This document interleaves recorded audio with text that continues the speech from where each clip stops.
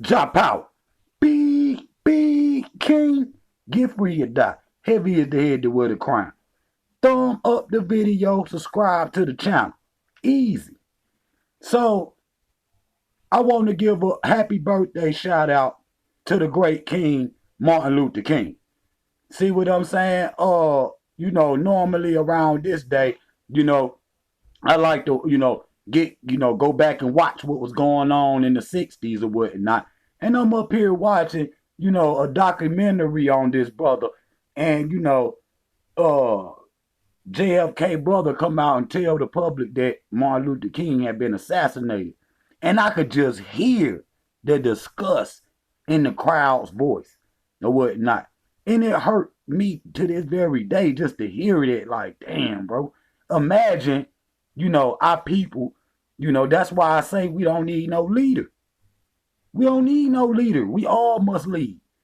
Because if you identify somebody, this is, as a leader, this is exactly what's going to happen. And see, I got a video for y'all too. Because it's time for the truth come out. He didn't die at the Lorraine Motel. He did not die at the Lorraine Motel. And so, if they told you, what this man was really about, because I say that y'all misunderstood, his I Had a Dream speech. And that's the Martin Luther King that they try to push, not y'all not knowing that this man, not even a week later, realized he had made a mistake on, he said that I done led my people into a burning house. Which means he knew that this nation was falling then. But is we gonna go down with the Titanic? Y'all trying to, the ship going down, y'all trying to rearrange y'all chairs on a sinking ship. That's what you doing. You trying to, stay, up under this man and beg him after he done killed all your leaders. I always say, black people should have still been wilding from the day that they killed this man. Now, I want y'all to look at this video right quick, and I'm going to come right back. Like I said, I spoke to Dr. Pepper earlier today. Here's what he had to say about the way Dr. Martin Luther King was actually killed. Wow. He wasn't killed from the bullet that hit him on the balcony. He was taken to the St. Joseph's Hospital, and he was killed in the emergency room of St. Joseph's Hospital by the chief of neurosurgery, Dr. Breed Bland, who came in when they were all working on him in the emergency room, and he said, "Get out of here, let that die." And as they moved out of the room, the last one out was a surgical nurse, Lula Mae Shelby, and when she heard them gathering up spit in their lungs to spit on Martin's body lying on the bed there, then she saw Dr. Bland take the catheters out of Martin's body and take the pillow from under his head and put it over his face and suffocate him. And that's how Martin King died. That's how he was really assassinated. Now, he might have died anyway from the bullet wounds, but he didn't. He was still alive and still breathing. The chief neurosurgeon, he intervened and he made sure that death would result.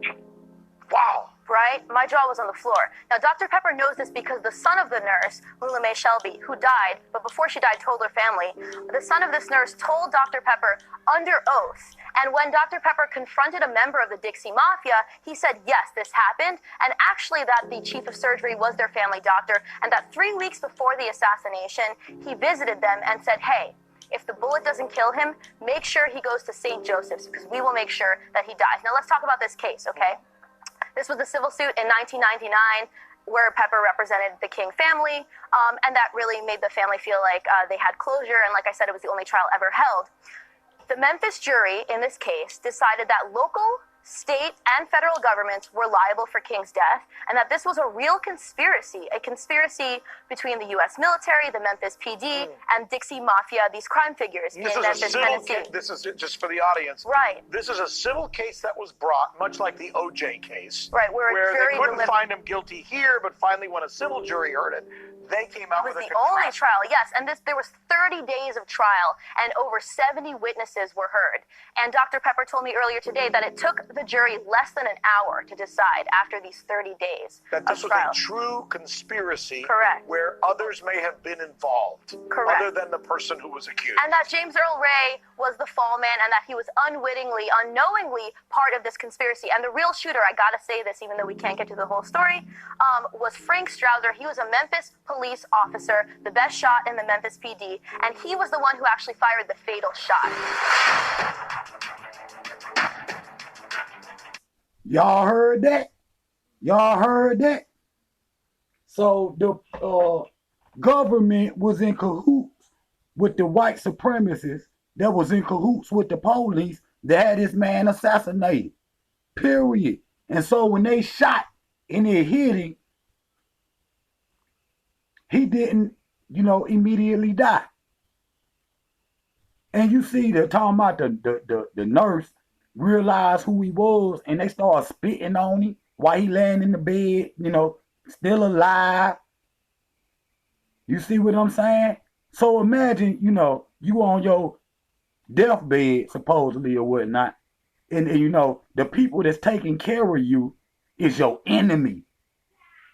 Is your enemy. That's why Dr. Khalid Muhammad, with that day when he passed out or whatever, he told his wife, do not tell them my real name. Because he knew if he told them his real name, that they could, they was going to do whatever to him. And so this what happened to Martin Luther King, bro. Say the neurosurgeon, and listen, man, said that they took a pillow and smothered his face. I mean, if that don't make your stomach hurt, that's sickening. Just because they couldn't beat this man in a war of words, the government had this man killed, man. Period. How you living up under a government and you got a positive brother? This brother talking positivity. He was the white people's best friend. At that time, black people was thinking about attacking the whole fucking country and burning the whole shit down. And Martin Luther King was keeping black people docile. And you say, calm down, brothers and sisters. And what they don't know is they killed their best ally at that point in time. See, Negroes nowadays want to be docile. They with it. You see what I'm saying? They with, the turn the other cheek Negro and all that shit. But y'all don't understand that this man, Martin Luther King, used to walk around with a gun and all that shit.